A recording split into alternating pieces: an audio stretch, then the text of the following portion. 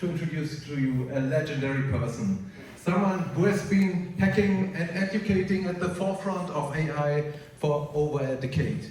From neural networks to computer vision, from natural language processing to reinforcement learning, he has pushed the boundaries and inspired millions all over the world, including, I think, all of us here. He is a distinguished machine learning superstar, a founding member of OpenAI, the reference human for ImageNet, an ex-Google Brain, ex-DeepMind, ex-Tesla, Mr. Autopilot. He has really seen it all. And some month ago, on a memorable day, this special person joined the CUDA mode Discord to start hacking with others on llm.c, which became one of the greatest and most active community projects on our server.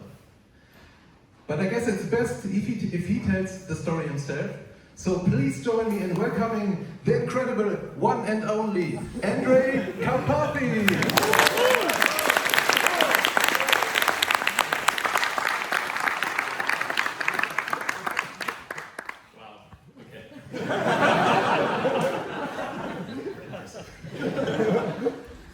I'm very excited to be here. This is my favorite kind of event to present at. So yeah, thank you for the invitation and thank you for running CUDA mode and putting this on. This is like a wonderful event.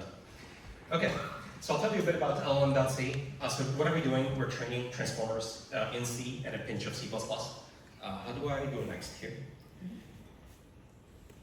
Okay, so I'd like to tell a story a little bit of how this project came about and what this looked like from my perspective. So roughly a year ago, I was trying to add a video to my YouTube series, and I was trying to teach people LLM training, GPT training, and so on. And I was basically hacking on that GPT trying to get it to work. So that was me. And then you've all worked with PyTorch, of course, right? So the trickiness comes that, okay, you have your model, which you've written, that makes sense. But now you have to keep track of a number of abstractions here at the same time. So you have to put it to a device, you want to compile it, you want to wrap it in DDP, and suddenly things start to be a little bit more complicated because I'm not even sure like in what order do you do these, what exactly happens, what are these abstractions, what do they do to your model? So I don't fully understand how any of this works. And then what happens is you want to use your model in different ways. So you want to use it in evaluation, in training, or model inference, and so on. And what happens to me is that I was able to train the model, but for some reason, eval and inference was not working. And what happened was I was getting some kind of a torch compiler error when I was trying to run my eval and my inference. And this is just an illustrative example of a torch compiler error. It was something else, I don't remember, I didn't capture it. But both of them were giving me error, inference and eval, and a different error, and I had no idea what was going on. So I did what anyone would do in my position. I went to short discuss.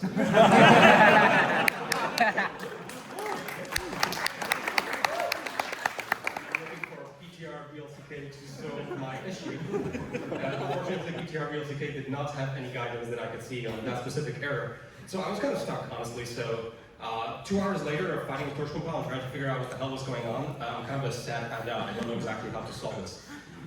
And so I felt like I was going to be in the beginning I was in denial. I was like, this can't be happening to me. I'm not doing anything crazy. I'm just training a little GPT. Like, why is this not working? This seems really simple. I'm not doing anything crazy. And then eventually I entered the state of anger. And I was like, okay, you know what, I'm just gonna write the whole thing. Like, I understand in my mind what I'm trying to do. Like the computation itself, the algorithm itself is totally clear in my mind. And for some reason, torch compile doesn't let me like use it, run it, etc. So I felt a little bit powerless, and I was like, okay, I'm gonna take life into my own hands and be in control of my destiny. I'm gonna just write this in C. How bad could it be? So let's think about like what is PyTorch offering you really? And there's many things, but maybe some of the things that are relevant here. I don't know why those bullet points are. I don't know what, on my slides it's totally fine, so I don't know what conversion happened here. Okay, but number one, we're getting an array, right? So a very useful n-dimensional array that we can manipulate the operations. If we're going to abandon this, then we're going to have to do a lot of pointer arithmetic, basically, making sure that we ravel and unravel indices correctly. Second, we're getting autograph for free. So if we don't have autograph, we need to do forward and backward passes of all the layers. We don't have device, so we have to worry about memory being on the host or on the device and shuttling memory around your different devices between CPU and GPU and so on. We don't have simple D-type conversions, so we have to be very mindful what tensors are stored in what precisions and convert explicitly between them. We don't have to compile, so we're going to have to do all the kernel fusions that we want manually, and we're going to have to optimize for space-time performance manually. And finally, we don't have distributed, so we're going to have to manually spin up all of our processes, make sure that they can find each other, communicate with Nickel, etc. So PyTorch is really, really nice, and this is just some of the things that PyTorch offers. So without PyTorch, we're kind of naked in the world, right? But maybe it's okay. So yeah, how bad could it be? So step one, we have our PyTorch code, which now isn't the primary thing we're working with. It's only a reference that we check correctness with respect to. And so we're in PyTorch land, everything is nice and clean. We have a little transformer, a few modules, and we're just calling them, so everything is great. And that now becomes our reference in PyTorch. I'd like to just take you through one example of a layer. So for example, layer norm here is like a PyTorch layer. And we'd like to basically port this over to C. So what kind of process do we go through? Well, we're going to iterate through all the layers. Number one, we need the forward pass.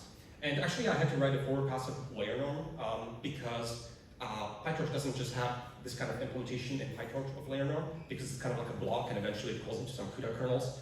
So I had to write a forward pass of layer norm and make sure it's equivalent to the layer norm in PyTorch. And then, of course, I had to write the backward pass of layer norm. This is where you kind of take out your pen and paper, do some backprop. This is for batch norm, but layer norm would be similar. And yeah, we had to write the backward pass. And again, this is all still in PyTorch, but it's explicit, and you're just making sure that layer norm of PyTorch forward and backward matches this representation, this basically manual tensor-based implementation. So now we have PyTorch code forward backward. So the next thing we do is we try to port it to C. And this is actually like a lot simpler in many cases than you might think. So on the left we have the PyTorch code, and on the right we basically have the equivalent layer norm forward in C.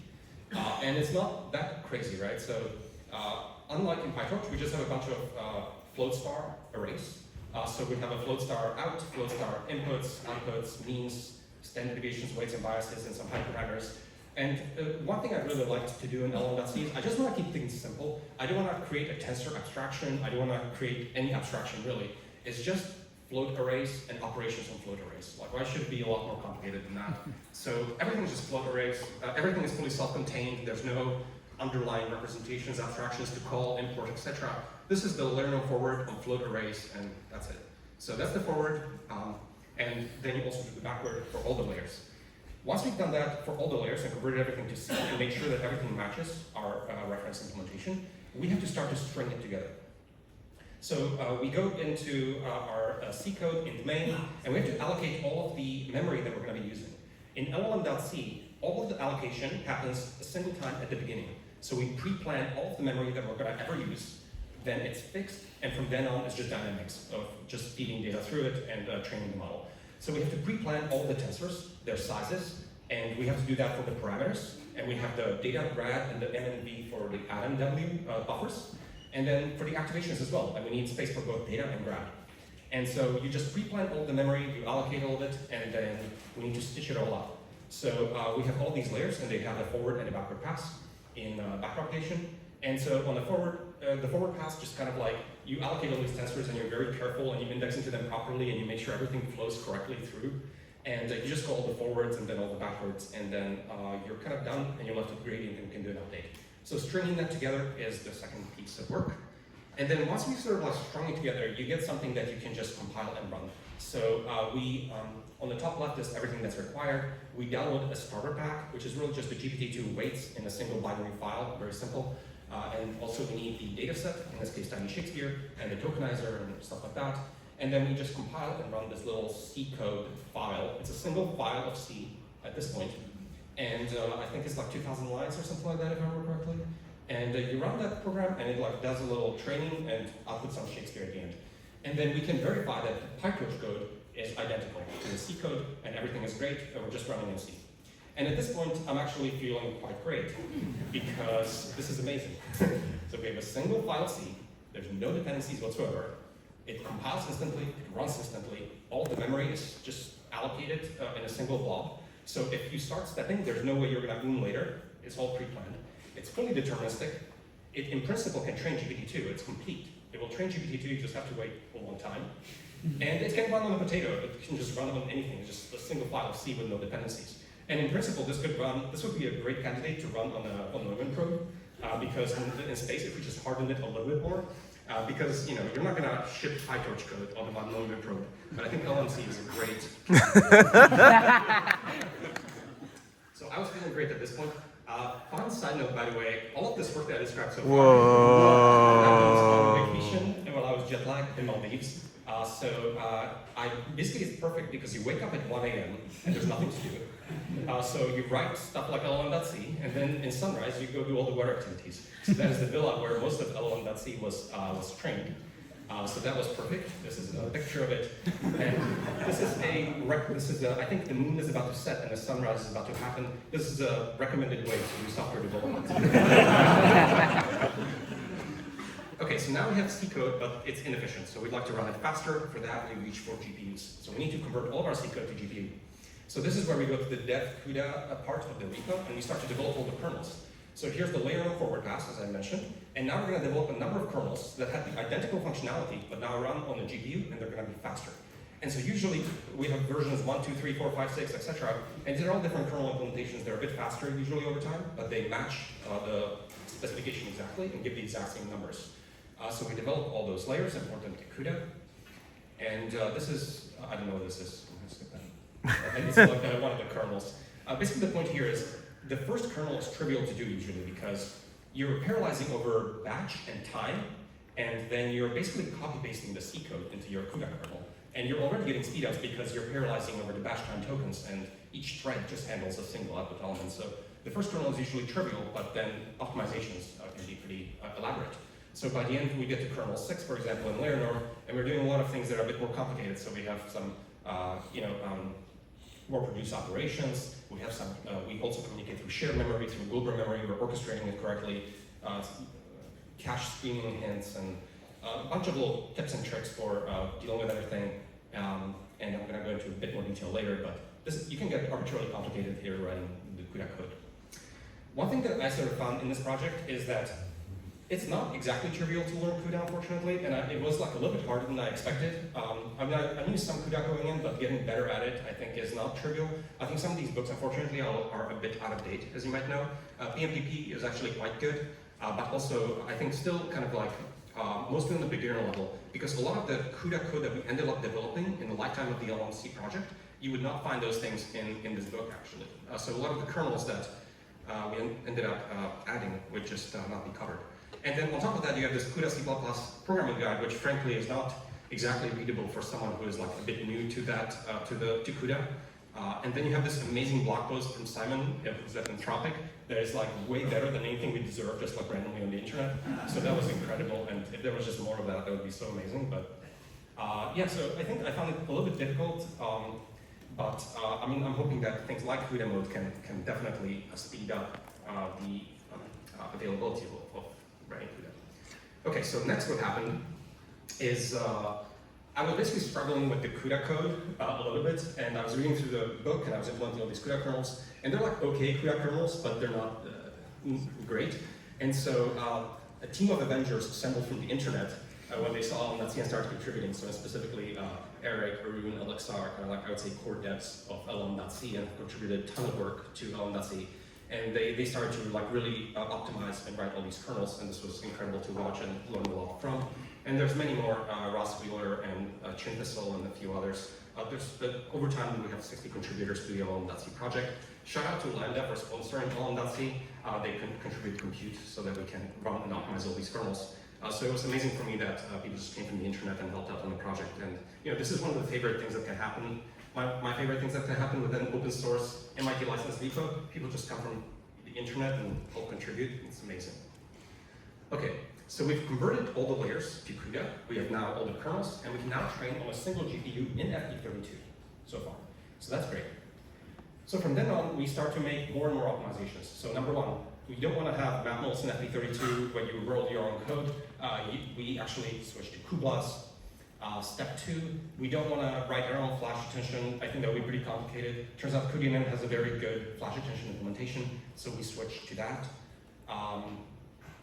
Next, you want to definitely reach for mixed precision so that to speed up the code. So you want to go over all your tensors for parameters and also for activations and so on, and you have to start to think about, okay, which ones are in float 32, which ones are in float 16, and what precision are they in, and then do all the conversions automatically. So we reached for that and implemented that. There's many other optimizations that we ended up implementing over time. So as an example, we did all the kernel fusions, different recompute settings to recompute a piece of the forward pass during the backward. There's been a lot of optimizations from Eric, especially on minimizing the amount of memory that you need during the backward pass. We have this like packed 128 data structure, which basically, in our experience, forces the compiler to use the 128-bit load and store instructions that are available, but somehow the compiler is unwilling to use in many cases. So I think Arun did a lot of work here where you just look at the SAS, and you look at the SAS is the assembly, and you are looking at what instructions are being used for your loop, and you figure out that, okay, this should be a 128-bit load and store, but happens to be a 32-bit or something else because something in the MCC compiler is not going very well. So we found that this data structure kind of forces the compiler's hand a bit more. We implemented all kinds of CUDA streams to overlap at the part of the computation, and this ended up creating like a total disaster. And so that's why I scratched it out, because at one point of llm.c, as Arun would say, I basically went in and I nuked it from orbit. I just went in and I Control F for all mentions of stream, and I just delete. And basically I deleted all the streams, made everything single-threaded, because we ended up getting all kinds of really weird race conditions and errors and so on, and I just didn't want to deal with it. So llm.c is not actually as overlapped as it could be, but it's just like, it's too much complexity for not enough gain at this point. So, but maybe we can slowly reintroduce some of it. We have stochastic rounding, we have full determinism. Full determinism turns out to be pretty hard because some of the kernels complexify a lot because you can't use atomics. Like the encoder backward was especially crazy because encoder backward is trivial with atomics, but non-trivial without it. Anyway, so a lot of the optimizations went into with a lot of efficiency and determinism in mind. And accuracy, like stochastic rounding and so on. Next, you want to use multiple GPUs, not just a single GPU. So this is where you bring in the nickel, you start to do all reduce between all the different workers. And this is where you also start to reach for like sharded optimizer state 0, 1, where basically you take your optimizer states, which are in float, and these are really large buffers for A and W, and you can actually spread out a lot of this stuff across all the GPUs, and it really helps to keep your requirements down per GPU in terms of memory. So very helpful to reach for that. So currently llm.c uses 0, 1. Which is a sharded optimizer state. There's a PR for 0.2, but I don't believe I merged that yet because it gets a little bit messy, but might be merged eventually. A lot of llmc is just kind of like balancing the improvement in speed with the complexity of what you're actually introducing. And so I've actually rejected a lot of PRs because of that, because the code starts to get crazy, and I think that decreases the amount of people that can be onboarded with it. And then after MultiGPU, you have multi-node. So now you are running across multiple machines. You have to make sure that you synchronize all of them, that they can find each other and so on. So we implemented all that. And where that leads us to is that we can actually train GPT-2, and we can actually reproduce it after all of that work. So there's a post in the discussions of llm.c. We can train the 1.6 billion GPT-2, which was state-of-the-art LLM as of 2019 or so. And you can train it on a single node of H100s in about 24 hours. And that costs roughly $600. And the way you do that is it's extremely dependency-free. There's no need for Python, no need for PyTorch. You do need cuDNN, which is the most heavy dependency, but cuDNN is optional. So if you'd like to roll your own manual attention, that is possible in llm.c. But cuDNN is kind of like the hairiest dependency. But after that, it's just a bunch of C code. You compile it and you run it. There's no need for really anything. So there's no need for conda environments, pip installs. There's just nothing, which is amazing. And then you compile your code and you run it, and it starts stepping, and you wait 24 hours. And then it's stepping, prints some diagnostics. We have almost 50% MFU here on one node, which is quite good. And you get really nice plots, and you beat GPT-2 on HellaSwag. And basically this just indicates that the optimization went well, no crazy numerical issues, lost bytes or anything like that for this size. And yeah, achieving a really good model in llm.c. We can still compare to PyTorch because remember we have PyTorch implementation for all this stuff in parallel on the side. And so you can run the equivalent training loop almost in PyTorch, and we can compare the two implementations side by side. And in particular, at the time of writing that post, and I don't know if this has changed because the PyTorch team continues to optimize things over time, but at the time of that post, we were using in llm.c 30% less memory, and we were 20% faster in training, just the throughput. And I don't know if I fully super duper optimized the PyTorch implementation. I did my personal best, but we were able to, I think, beat PyTorch in training of specifically GPT-2 in llm.c. If you want to train anything else, you're in a lot of trouble. You have to change your code a lot, and we're doing that, and I'll come back to it. But for GPT-2 training, we're better after all that work. And it also compiles and runs much faster, which is beautiful. Torch compile actually takes quite a bit of time, like a minute or something. You're just waiting. So that's also something that I personally don't like to work with usually. Okay, so looping back around, turns out it wasn't all that simple. There was a lot of stuff involved, and it took a few months for a few people, but it was fun. We learned a lot, and we made friends along the way.